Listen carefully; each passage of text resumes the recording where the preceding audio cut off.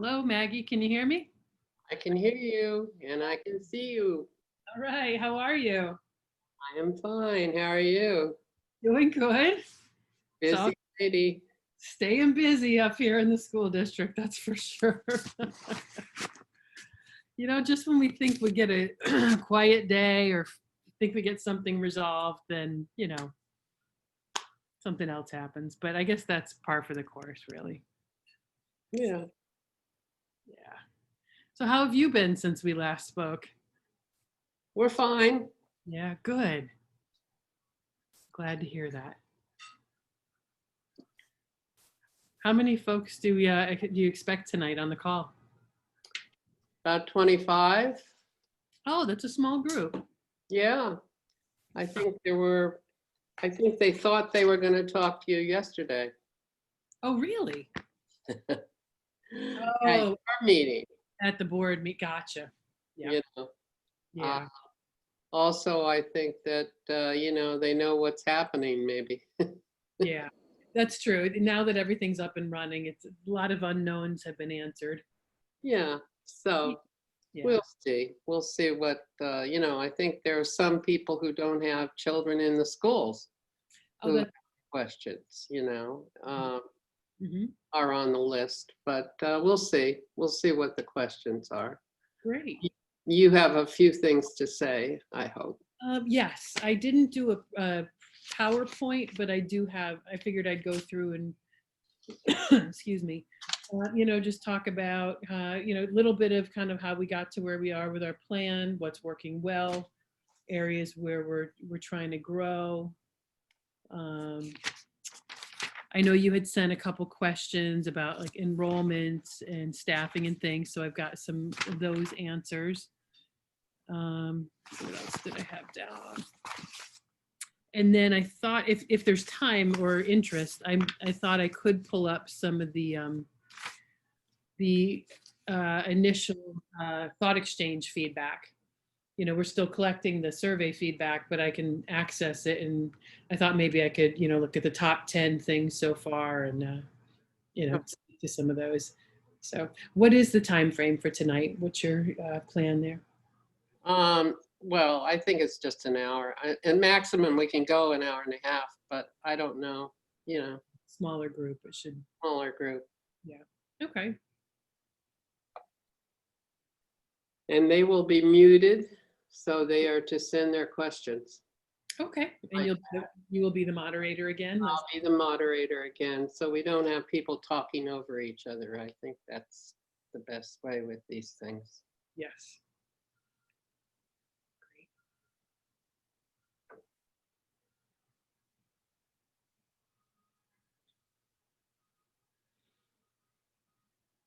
Are you guys thinking about getting back to in-person meetings at any point in time?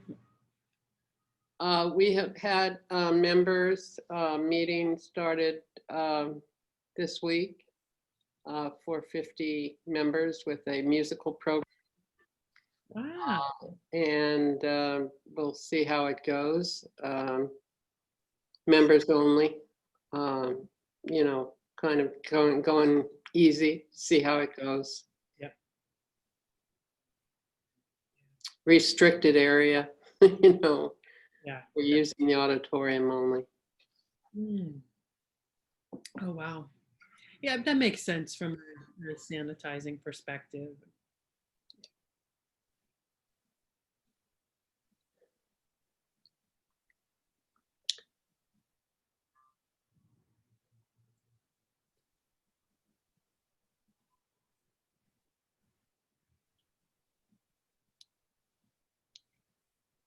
I've let a few people in. Even there? Yeah, just a few. See how many more we get. Any?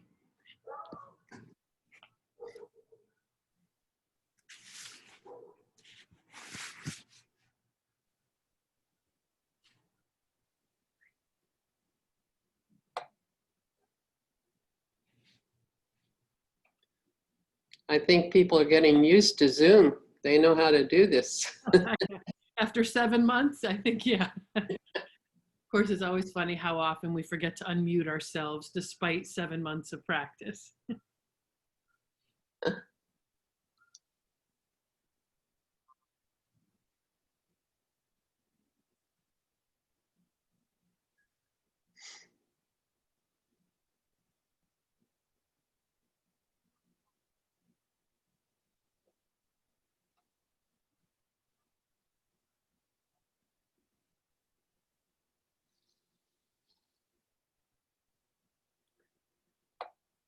I'm going to wait a few minutes to people come in.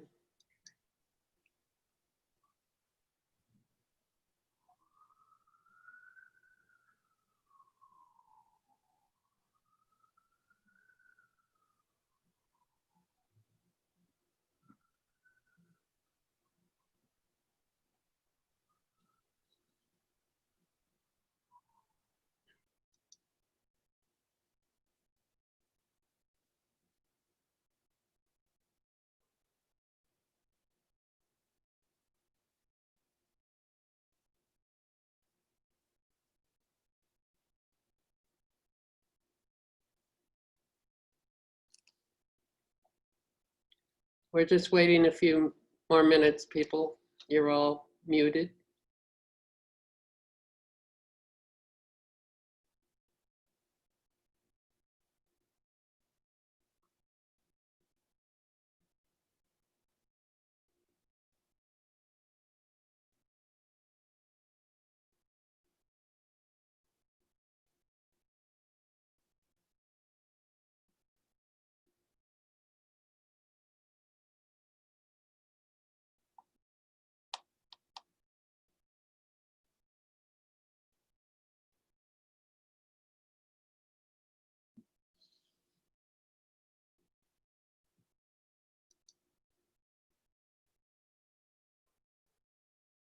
School board member.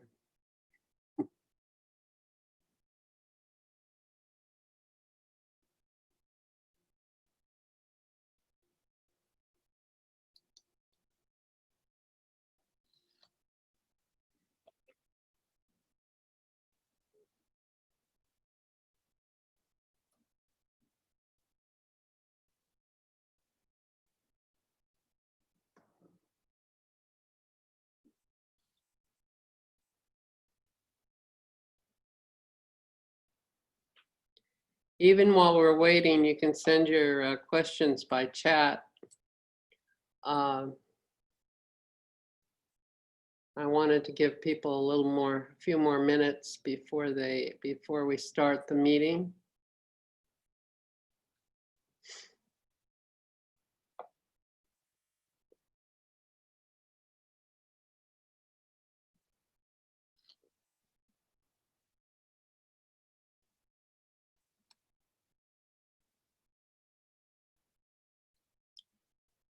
We had people asking for codes right up to 7 o'clock, so.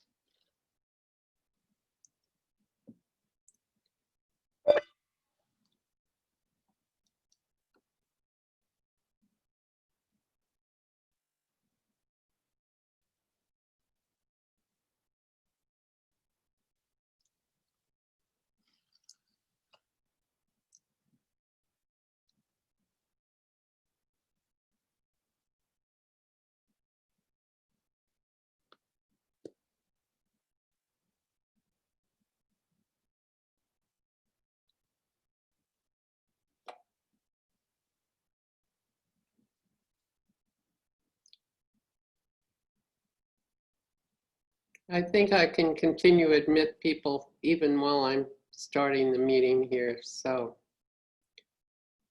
are you ready, Dr. Champ? Okay, I would like to welcome you to the Manor Club Zoom meeting tonight. As our guest, we have Dr. Champ, Superintendent of Schools. The Manor Club has been closed because of the pandemic, so this is a Zoom meeting. For members, we have had one membership program, and we have a few more scheduled, and we're taking it slowly.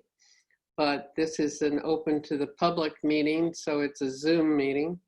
And we are always welcoming new members. And you can always go to our website, the Manor Club of Pelham.org, to join and to donate to help us through this time. But this is a community meeting, and it is free. And I'd like to welcome all of you tonight. And Jan, we're going to turn it over to you. Welcome. Thank you so much, Maggie. I always appreciate the chance to come and speak to the Manor Club. And I'm sorry I couldn't get here sooner. I know you and I tried for a couple weeks to find some mutual time, but those first few weeks of school were really pretty overwhelming. But I'm really pleased to say that we are back. We have kids in school and we have internet. So today that's pretty much what we were saying. If we have kids and internet, that's a successful day in our world. So really, again, thank you for inviting me back for an update on what's going on. I thought I'd start tonight just by sharing some updates in general, and then certainly open it up for questions. So again, I appreciate all the folks who are here tonight too. I see a lot of familiar faces and names. So thank you for taking the time to be here. And I'll do my best to share what's going on and to address your questions. Excuse me. So I just wanted to start with a little bit of background of kind of how we got here. I think we all know, obviously, the pandemic was here, but how did we get to the learning plan that's going on in place at the Pelham schools at this point in time? Certainly, we learned a lot of lessons from the spring. We had to do a quick pivot, as everyone did, and to try to figure things out on the fly. And as we did that, we learned a lot even within the spring. But then also, as we had a chance to reflect by June and then through the summer, we took a lot of what we learned there and then spent the entire summer planning. We started our summer planning teams in June as school was wrapping up. We were also starting our discussions on planning. And we had done, if you remember, a number of surveys and certainly heard from many parents and from our teachers throughout the spring. So the main themes that really drove our work over the summer, and especially a lot of this really was, it was somewhat different at the different age levels, elementary versus secondary, but consistently we did hear folks wanted more face time with teachers, a more structured day, more similar to what typical school day would look like. Parents wanted a dependable schedule. I very much appreciate the fact that everyone recognized this was not going to be easy. It was not going to be ideal. There's no structure or plan to a hybrid learning model that would work for everyone. And I think everyone really has been great in recognizing that and understanding that. But we had heard from parents then they wanted a dependable schedule so they could plan their work, plan their childcare, and also that they would like their children on the same schedule within the family. So those pieces those were some of the key priorities that really led us to this model. You know, I know some folks have, you know, each district, I said it before as I've done presentations, each district, there's about 700 different school districts in New York State, which means there's about 700 different versions of what hybrid learning looks like. As much as we talk at the regional level about trying to do some similar approaches, each district is unique in its constraints, unique in its priorities, unique in its just in its approach. So those were our driving factors. We had certainly limitations of space, as we all know from our bond work from 2018. Our student body has been growing for many years, so our schools are very full. We have very old schools with small classrooms and small spaces. So that presents, unique challenges to Pelham that some of our neighboring and peer districts don't have. So all those things put together, in that sense that folks wanted dependability and children on the same schedule. That's why we came out of the decision making and planning with what really is a kind of a similar K-12 approach. I know some folks have expressed concern. They feel like it was either not creative or not nuanced enough. That was, that was really an intentional choice on the front end because of those driving priorities. As I think folks probably know, we're in the midst of doing another survey right now through Thought Exchange, and we're going to be looking to see if those really are still the same priorities. I think all of us have said it over and over. This is unprecedented times. There's no playbook for how to do various things in a pandemic. So often what we think we need or think we want or think we hear, maybe sometimes when it pans out or when it's planned or those suggestions are followed up on, they may look or feel different and may not quite be exactly what it was that we meant or exactly what we needed. So in any case, we're going to be looking at the feedback as we analyze that next week to see, are those still the same priorities, and are there areas that we should adjust. But that is a little bit of how we got to where we are. And that came, again, that dependability and consistency of schedule for the family is what resulted in this AABB approach for our cohorted hybrid model. So I do have to say we're very excited, and I felt like there are a lot of successes in this model. As difficult as all of the hybrid models are for every district, there are successes in the day. And first and foremost really is getting our students back in school. It really felt like moving mountains this summer on planning and preparing, and the closer to the start of school it got, the more that stress level and desire to really push to get the students back increased. As you saw, many districts wound up in a position of having to phase in starts. There's a variety of reasons behind that.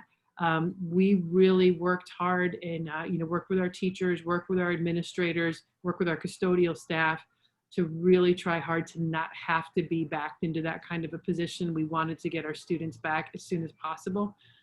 That certainly added some stress to the preparations. I would say that.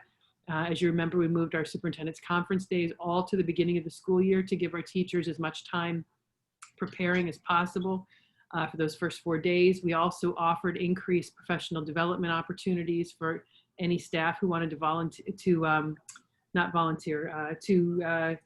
it was voluntary in that they had the choice to attend. Certainly they were compensated appropriately. But any staff that wanted to come and get pre-training, we did offer a ton of training in August.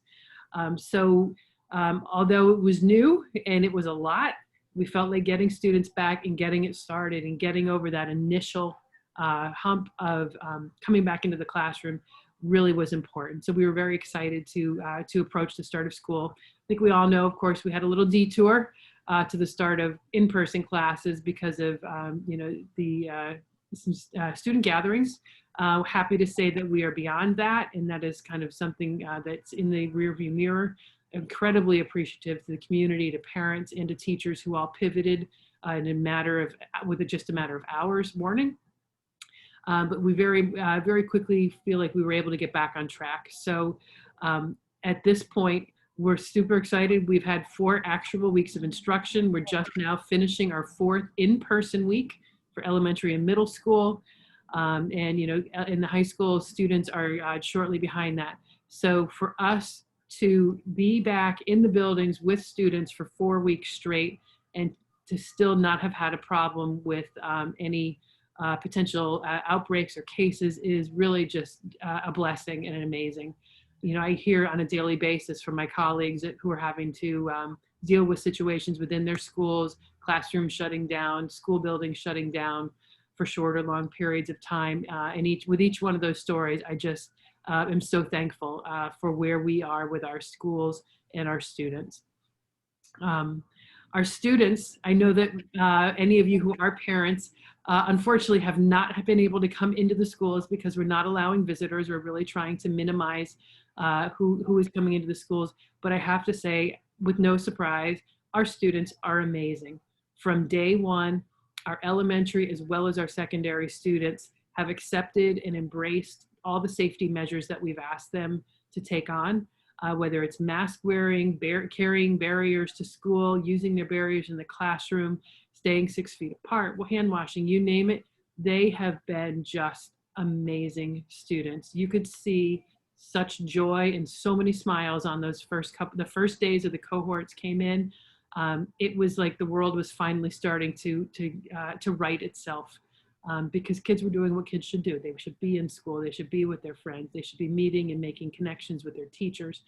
And they were clearly willing to do anything and everything we asked them to do just for the sake of staying in school. So it was really a joy to see. We're very excited that we're still able to do that on a daily basis. And we're very pleased again that those safety measures that we put in place are working.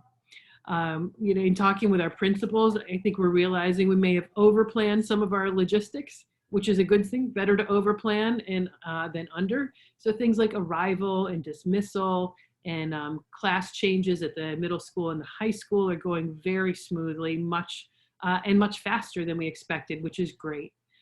So we're happy about that. As I said, students are genuinely enjoying their in-person days. We are surveying students as well as parents and staff right now. So we'll be going through that data as well. And it's crystal clear that the in-person days are really valuable to the students and meaningful. And that's where they really overall, in general, find a lot of enjoyment.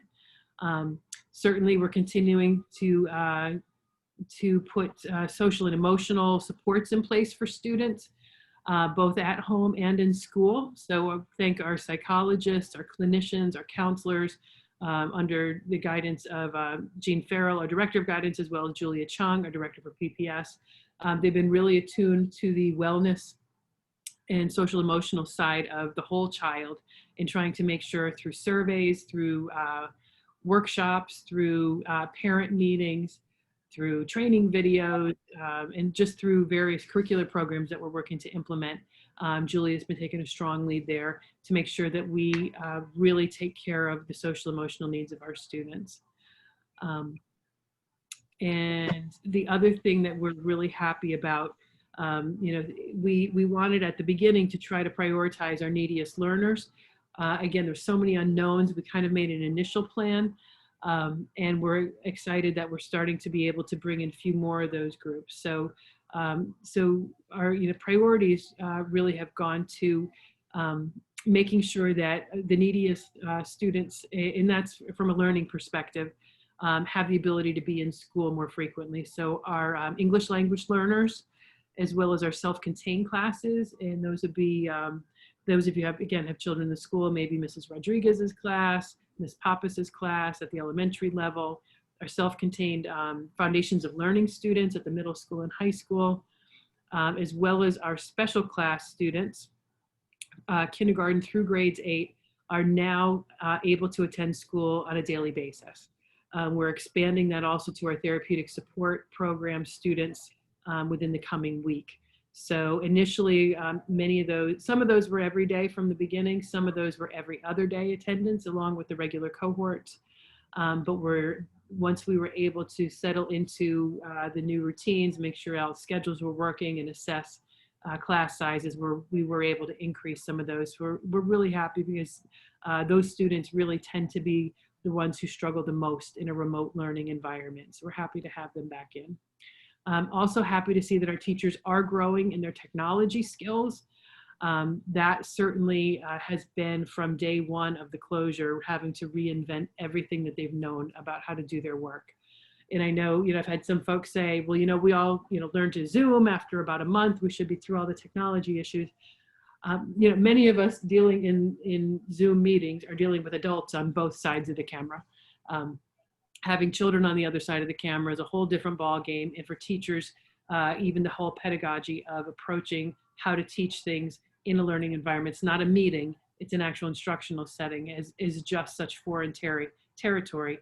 that really still they will still continue to evolve in their skills. So as I said earlier, we offered training over the summer. We front loaded our school year with training. We're continuing to offer embedded professional development now that everyone's back, and coaching and technology integration support. So we're hoping that they will continue to grow in their ability to manage the various technologies that they have to work to teach the students in front of them as well as the students at home, and even continue to grow in their abilities to interact with students in front of them as well as students at home.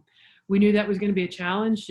It just is. I mean, there's no way about it, other way really to say it. You have students in class with you, students at home who are at home every other day, and then they also have another population of students who are fully at home.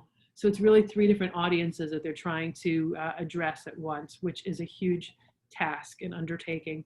But we're thankful for their continued efforts. They're continuing to grow.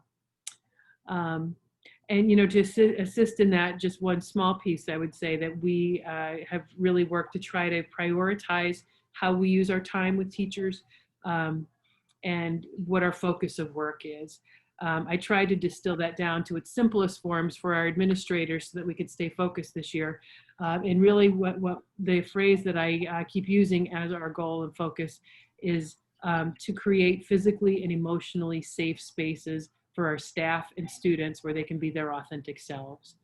And we're genuinely trying to keep that as our one and only focus. That and surviving each day, which, kind of, we have no choice in that, but those really are two focuses. But that we felt really encompassed the whole strategic plan in a succinct statement, but really kept us focused on what is most important. And we have to start with physical and emotional safety. And once we have that foundation, day in and day out, that's where we can build learning upon. So as I mentioned before, we're continuing to seek feedback through Thought Exchange. We may give you a little sneak preview of that tonight. And we're going to be doing data analysis on that next week, sharing it with the board at our next meeting as well, along with the NYU equity audit results that will be presented at our board meeting as well. I believe that's the 21st. So as far as areas that we're working to continue to grow, we recognized even at the outset of this that our youngest learners were going to be the biggest challenge. I think we all remember through the spring that was the biggest challenge. I think if you talk to any parent and any educator in any school district, they will also say that the younger the children, the harder, the bigger the challenge. So our youngest learners, we knew it was going to be a bit of a struggle. We tried to attend to that in planning for how teachers would use the time within those A and B days and with those 2-hour learning chunks. We're continuing to support teachers, as I said a moment ago, to try to become more interactive. Some of you may remember when smart boards were new on the scene. That was a huge new technology innovation for our teachers. And that took a number of years for people to really start to become familiar and embrace and then become skillful with. And that's a challenge with educational technology. We can mandate and throw technologies at people and insist they use it from day one. But that's never going to bring quality use or necessarily skilled use if it's just tossed in, if there isn't readiness, if there isn't preparation, and if there isn't support. So we did take a somewhat conservative approach and with the intent of trying to support the teachers, knowing how new this was and knowing that people came in with just such different readiness levels. So our bare minimum floor of what is expected is a live stream. And really that is kind of a Zoom. For us, we use Google Meet, but starting with Google Meet, it's just streaming it out to students so the teacher can generally focus more on the students in the class and make sure to attend to the lesson and the needs there. That's the bare minimum floor, but we are very much have continued to and will continue to encourage teachers to go well above and beyond that.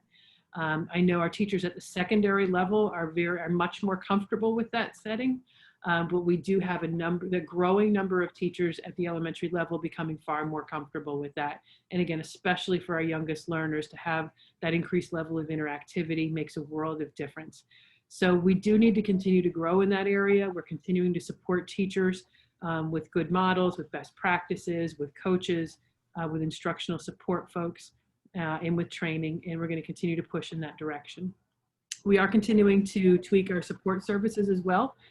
Julia Chung, through her work with principals and district-wide, again, has pushed out some surveys, and clinicians are continuing to identify needs through surveys and or through recommendations for parents, for teachers, follow up with students to try to make sure that students, whether they are home or at school, are receiving the personal support that they need, whether it's emotional support, whether it's academic support, whether it's social support as well, because we are still in a somewhat isolating environment. We're beginning to rethink some things. As I said earlier, logistically, we had a lot of plans in place. Things are moving very smoothly. Now we're starting to revisit things like homework. How much should we be giving? Not for the sake of just giving it, but what should homework look like? How do we make it meaningful? How do we use it to enrich what's going on in the classroom, but also not overburden students? Because as we saw in the spring, students and families are at very different places still. The level of stress, the level of engagement with, and just the level of how students even react to this hybrid model, where they're not necessarily getting the same routines in place that they normally would have as solidly. They're having to balance that. Sometimes their friends are not necessarily in their cohort, so there's different social environment going on. Different students handle the online environment very differently. So we need to balance workload and academic demand with all those different social, emotional challenges or reactions that because students may be in different places. And of course, to try to make sure parents can help to balance this as well, because again, the younger the student, the more the parents are needing to step in and be that partner in helping to keep their child learning. And we do recognize that and appreciate all those efforts. We are also, just a couple other little pieces, beginning to reintroduce things like athletics. The state pushed back the start of the fall season for athletics. Our section 1, pushed it back even a little bit further. So we began athletics in it's an abbreviated season with a limited number of sports, but we started athletics back up on September 29th. So we're a little over a week into that effort. And again, knock on wood if you have it, so far so good. We've got track, tennis, soccer, and field hockey up and running at this point at the JV and varsity level, which is great. That was yet another variable that we're introducing into the system. And I should say that it's a good illustration of how we recognize somewhat conservative in our approach. But I think given that we're dealing with the lives, the health and safety of students and staff, we have a responsibility to be somewhat conservative in our approach and make sure that we are not casually or carelessly introducing new risk into the system. So we had a couple weeks up and running with no problems, which was great. We then had the ability to reintroduce athletics into the system. We'll see how that goes for a few weeks. The state and section are planning an abbreviated winter season as well. So we'll be gearing up for that as those dates approach. That should be on our website if you're interested in that. We're also in the process of reintroducing some school activities. Clubs at the middle school and high school still are started virtually and are still currently meeting virtually. That's for a variety of reasons. I guess the two most important are that we wanted them accessible to all students, not just the cohort that was at school that day. We also have still, given the added cleaning and sanitizing protocols that we're putting in place in the schools, have been trying to get the buildings emptied out by 4 o'clock each day, between 4 and 4:30. So that our custodians have adequate time to properly clean. So if we had clubs at school, after school, in person, we'd have different students who could or could not access them. If we allowed all students to come for clubs, we'd then be mixing cohorts, which would work against our efforts to cohort. So again, a lot of those reasons, but for the time being, clubs are going on, they're virtual. I know the elementaries are looking at ways to start to expand some student activities as well, to start to bring back some of the fun things, but in a way that recognizes our cohort and maintains the cohorting efforts that we've been implementing during the day and keeps that same standard of care. Our PTAs have been wonderful, looking for creative ways to reinvent various events. I know we're still in the process of finalizing details around school pictures, things like that. So, it's going to be, I think, a challenging year in that we're not going to be able to do things the way we normally do them. There's some things we're not going to be able to do at all. There are other things we're going to be able to do, but in a very modified way. But I think we all have a combined goal of trying to make sure that the students have some sort of special social activities and traditions, even if they look different, but things that will help students to make school feel a little bit more like school. So a couple questions were given me ahead of time. I just wanted to touch on those, and then I think we can open it up to questions. It's just some numbers updates. Questions had to do with staff. I'm sure you heard a lot, especially if you look at what's going on in New York City, about staffing shortages and challenges. We are very thankful. We have had very few problems in that area so far. Staffing wise, we basically have probably in total one additional teacher, one additional full-time teacher more than we had last year, and one more part-time teacher than we had last year. So we're really in good shape in that regard. We only had, I think, 2 staff members not return specifically because of COVID. So again, we're in a vastly different position than somewhere in like New York City. There are a number of federal and state leave of absence regulations that came into place in the spring that are still into place now. And that is a piece of what is driving some of what certainly New York City is dealing with, but what many districts are dealing with as far as having folks needing leave of absences, whether it's for health reasons or for childcare reasons. So we've been navigating through those very, in partnership with our teachers union. That I will mention one issue because substitutes, as a result of those leave, the ability for folks to take leave related to medical and childcare, substitutes are even more of an issue now than they were before. All districts have always struggled to have enough substitute teachers on any given day because of so many people needing to be on leave. And as you've seen, New York City is literally hiring thousands of teachers right now. We all dip into that same pool of people. So what was already a difficult job to begin with is that much harder as far as supply. Not surprisingly, many folks that substitute teach tend to be retired or older and do not want to step into an environment like a school where you're in an enclosed indoor environment with potentially large groups of people you don't know, or people you don't spend time with. So just the health risks of coming into schools has caused, again, additional shortages in substitute pools. And so that's been a lot of the challenge behind that. And then when you introduce all the different technology that needs to be managed from a classroom now in 2020 as a result of that, there's many folks that just will not come in and substitute.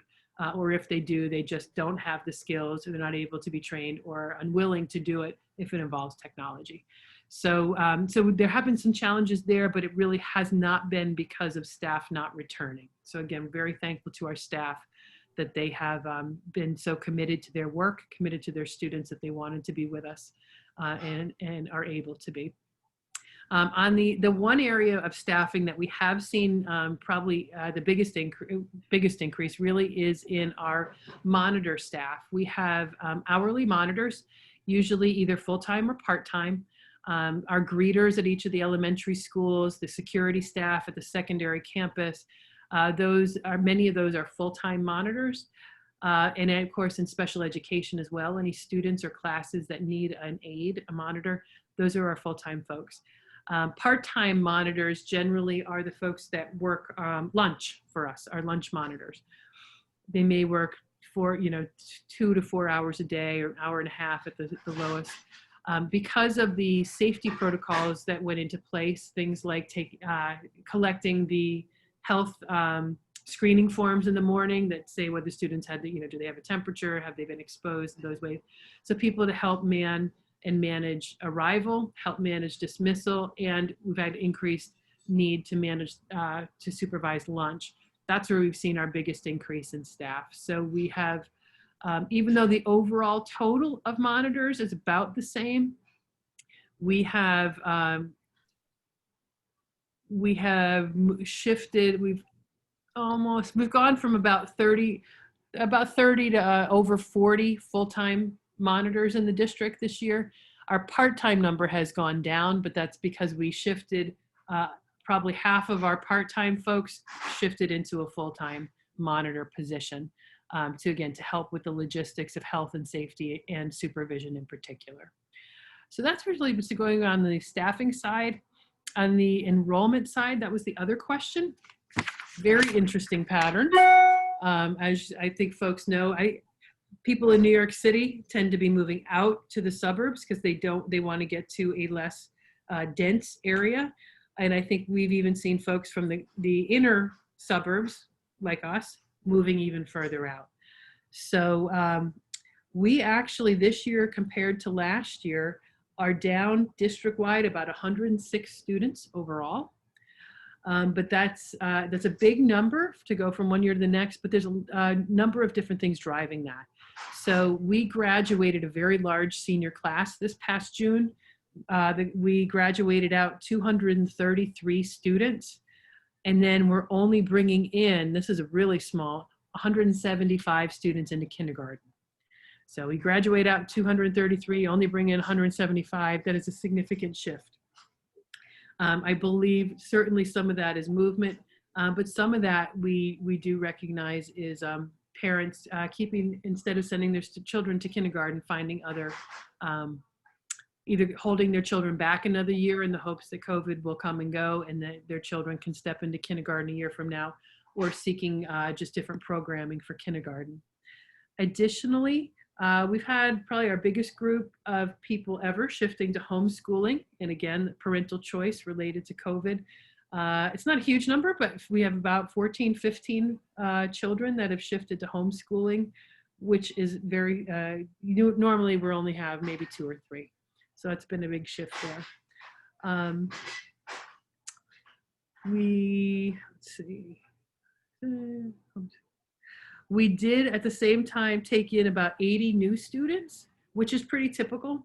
We do tend to have an inflow and outflow each year, which generally keeps us relatively stable and maybe growing a little bit this year again. And I think it's predominantly because of that large class going out, small class coming in, that overall we are down 100. So it makes for great class sizes across the board. We're in really good shape there, which again has really helped in this environment, since we do have smaller classrooms in our older buildings. And that's again helping with the teaching folks we're dealing with. So I think that was a lot of information. So I think what I can do is maybe pause there, and Maggie take some of the questions from the chat, and then if we've got any time left, I could always touch on some of the thought exchange questions as well. All right, thank you, Dr. Champ. We'll start with some of the chat questions. Since kindergarten cohorts are so small, is there any consideration of kindergarten going to full-time? So at this point, it depends on which school you're in as to how small they are. There is some variability still across the schools. We're certainly going to, as we look at the feedback that comes in, we're going to start to look at what are other ways that we can increase students. Right now, the guidance from New York State Department of Health is still keeping a 6-foot distance for social distancing in the classroom to the degree possible. So that is, we really still feel, since that is a major part of the guidance, we want to maintain that. So we'll certainly look at it. We'll need to see and reassess, I think, how many families have chosen full virtual instruction. That does also play into this, and see if that presents us any opportunities. We did take a look at that before school started and made our initial plans based on that. but certainly there has been some adjustment now that school is up and running, whether that's last minute enrollments, whether that was a need to shift some families who thought they were going to be in person, who shifted out to virtual and vice versa. So we'll have to take a reassessment of that. So we are continuing to look at those things. We're going to be in the next, probably the next 2 weeks, we're going to be taking a look at the data, taking a look at our numbers, because we'll be providing an update to the board at our next meeting about kind of the status of things. So the actual in-person enrollments is something we will be looking at. Similar to that is the question of kindergarten and even grade 1 being able to go every day by repurposing some of the larger spaces in the schools, such as the gyms or auditoriums, and students in these grades, well, let me read this. Since the reading comprehension is not robust enough at that stage, students in those grades find it challenging to use the computer, especially if there is no grown-up able to be next to them the entire time. Yeah. So that part, Katie, I know that second part there is an incredible challenge, and that's been hard. And I do think we're seeing more and more of our K1 teachers, especially shifting to the more active interactive approach. We do need to, our goal was to be somewhat understanding and respectful of the teachers' readiness to be able to teach to the 3 different audiences. And we are continuing to drive towards that more interactive approach. Again, I know it's not a satisfying answer at times in education. Certain things you can mandate, but you're not necessarily going to get the quality or the really the result that you're looking for until we build readiness, provide support, and give them the tools they need. So we're continuing to work on that because, again, we are seeing where there's more interactivity, there's greater success. We're just trying to evaluate, is that, even with interactivity, is that still enough, or is there something else that we should be doing to help especially our K-1 students? And as far as the space, we are already making use of every space in the building. If we could spread out further, we would. Most schools have a separate cafeteria and gymnasium, which allows them an additional space to expand. Our elementary schools do not have that. So at this point in time, our gyms we're not even using them for physical education class. We're using them for instruction, for teacher spaces for teachers to go, for planning periods, for professional development. Sometimes we are actually moving them for using them for physical education. So we have used every square inch of space at the moment. So there is not enough space to be able to bring in all of the K or even just 1 grade level. There is not enough space to bring in all the K full day. Every day at any of our schools. That is something we looked at, and we just don't have the space. Okay, can the contract with the Teachers Association be renegotiated to provide interactivity to the younger students, and the district mandate the use of Google Meet instead of live stream? I think that's really similar, I think, to what I said before. We're in those conversations, and we're really working together to try to get them there, not even from a negotiation perspective, but from a teacher learning perspective. So that is ongoing conversation, and we're working to move in that direction. So there is something in the teacher's contract here that is? No, there actually isn't something in the contract. These kind of shifts really are not necessarily laid out in a contract. There is impact bargaining that happens when you have this kind of a major change to working conditions. So teachers were involved in the planning process to try to get us to a place where we could have an effective model, and teachers were part of this model and the planning for this model. So we're trying to get ourselves there. I guess that's the best I can say at this point in time, but it is not in an actual contract.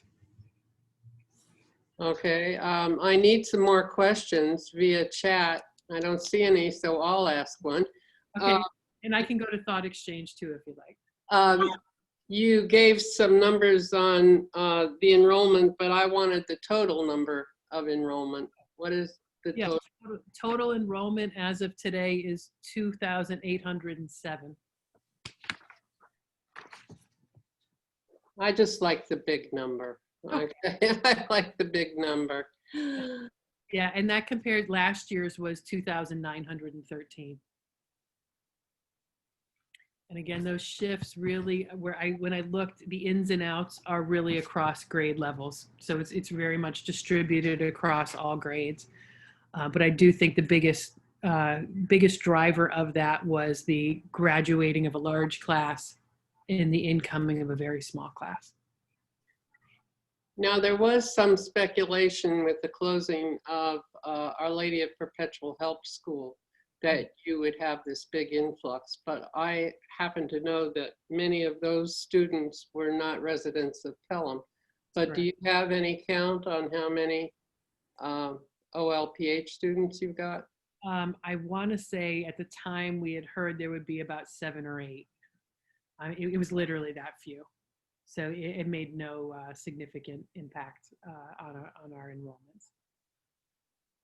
And you know, I'll follow up with the next question too. I know folks, because you know the idea that was asked about space, you know, in Katie's question, we did make those phone calls to see if rental of that space would be possible, and unfortunately, they shared with us at the time that that was not feasible. So that again just brought us back to the space we have is the space we have.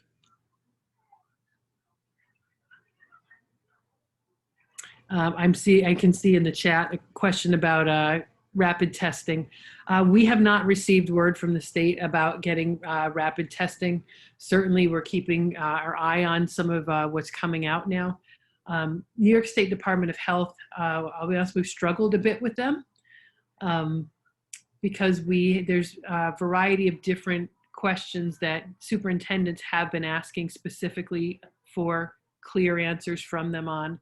And they have not given answers, and I don't believe will give answers.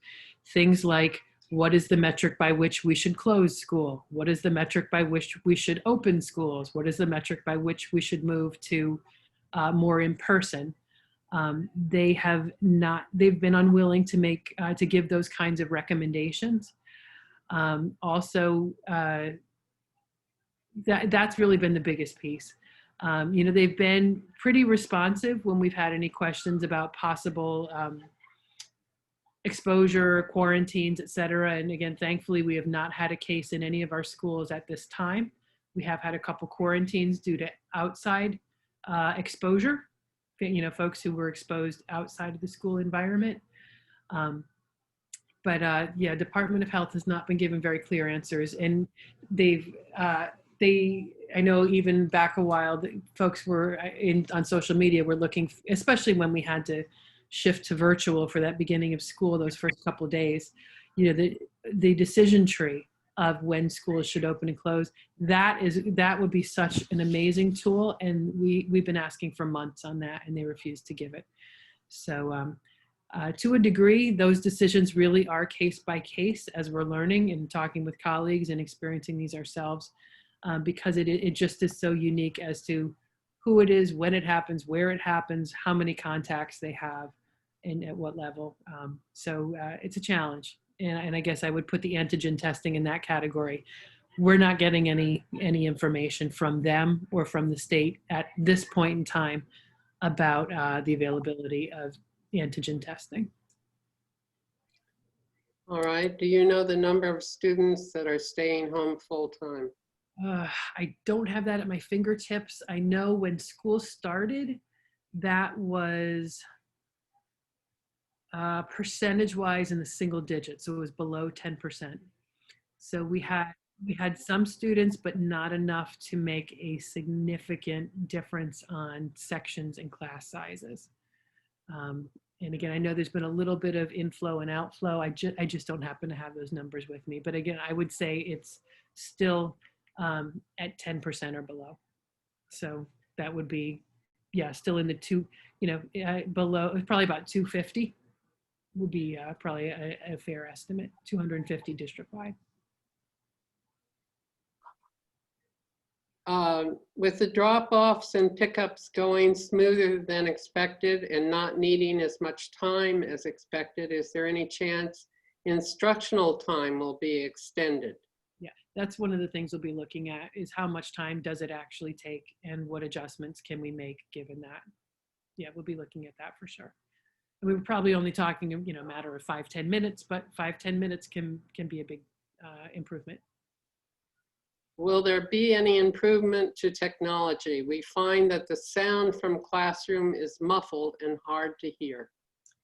Some of the teachers are finding solutions for voice amplification, simple microphones. The technology department has ordered some, so they look like hockey pucks. It's a microphone that can be put out more and like to use in a classroom environment.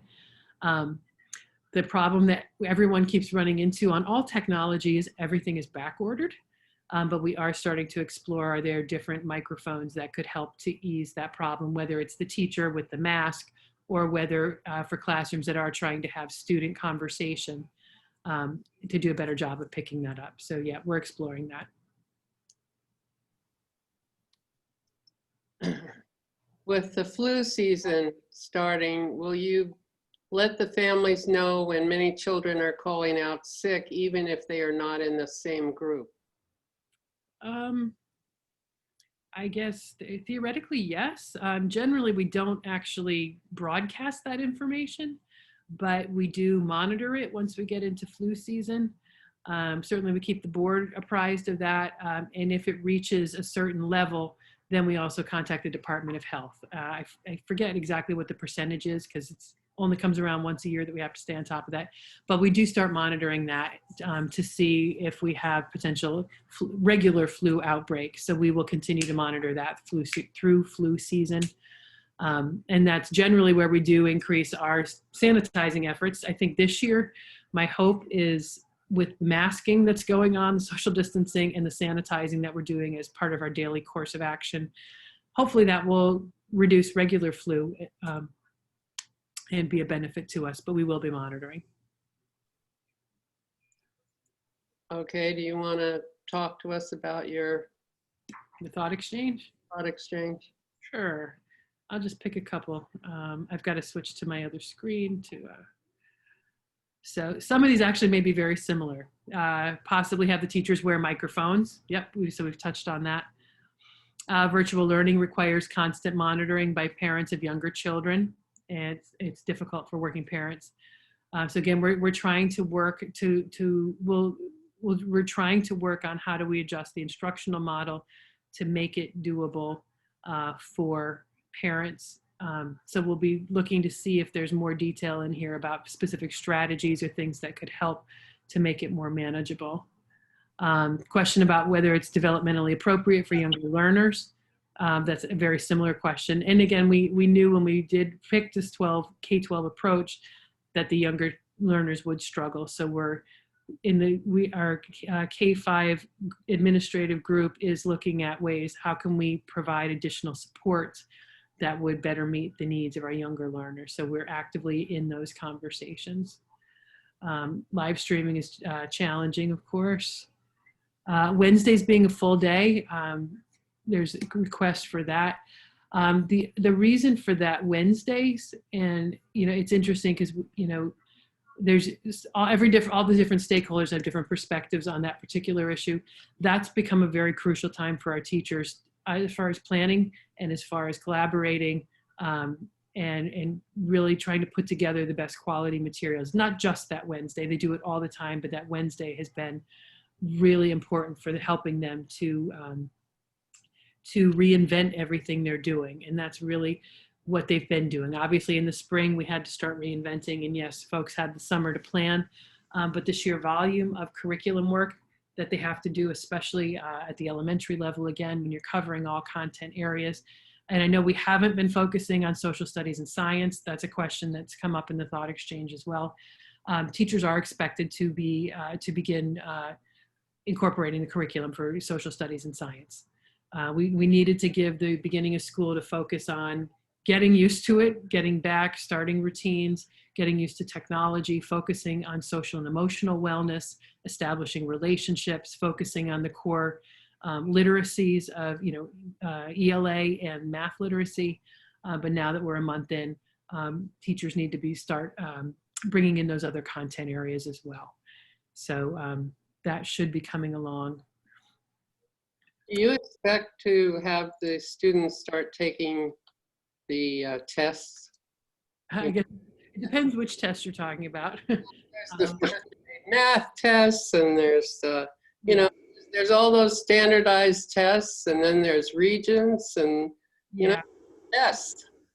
Well, there's those tests, and then there's the regular classroom tests, and then there's just the formative and diagnostic assessments. So at the moment, the state has not waived the Regents exams or the 3 through 8 state assessments. As the last spring, many of you probably remember, they did waive those, which I think was completely appropriate. To be honest, most educators also are requesting and advocating for them to waive those again this year.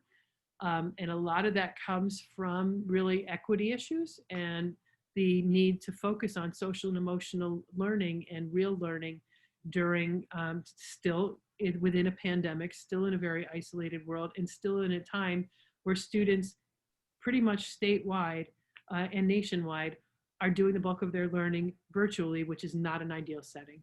So there is definitely advocacy at the local and state level for the state to again waive those. We don't believe that's the best way to be assessing our kids right now during this time. The federal government at this point still requires those tests and has not waived them. This is really anchored in federal requirements at this point in time.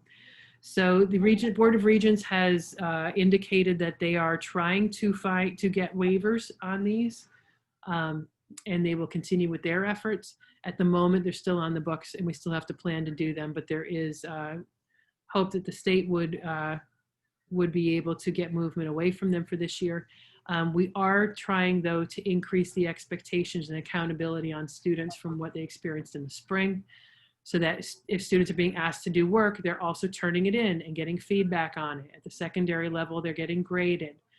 We are planning to put out report cards. So we're, again, the K-5 committees and the 612 committee are still in conversations about finalizing what those report cards should look like this year.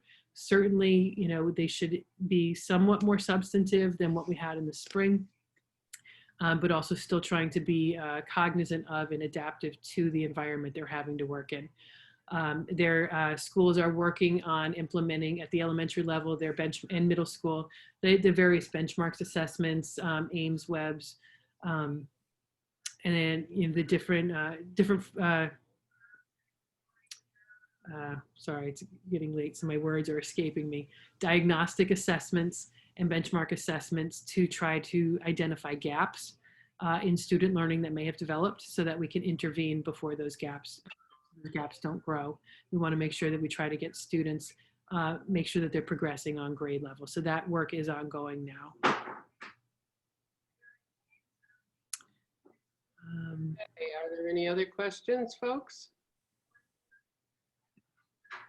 All right, this meeting was recorded, and we will be putting it up on the Manor Club website, which is the Manor Club of Pelham .org. Got to stop and think of that. The Manor Club of Pelham.org. Look for it in a few days. I want to thank Dr. Champ and all of you who attended. And the next Manor Club Zoom meeting is next Tuesday night. And as our guest, we will have Beth Fooey, who is an NBC, MSNBC senior political correspondent. And she's going to talk about the election, of all things. And that's at 7:30. And again, you sign up, register by going to the Manor Pelham@gmail.com, and you will get a return email with the Zoom access codes. So if you want to hear about what is happening in the presidential election, which is changing every. Come and join us for another Zoom meeting next Tuesday. And again, thank you, Dr. Chan. Very welcome, Maggie. Thanks for the invitation, and thanks to everyone for being here tonight. Thank you very much.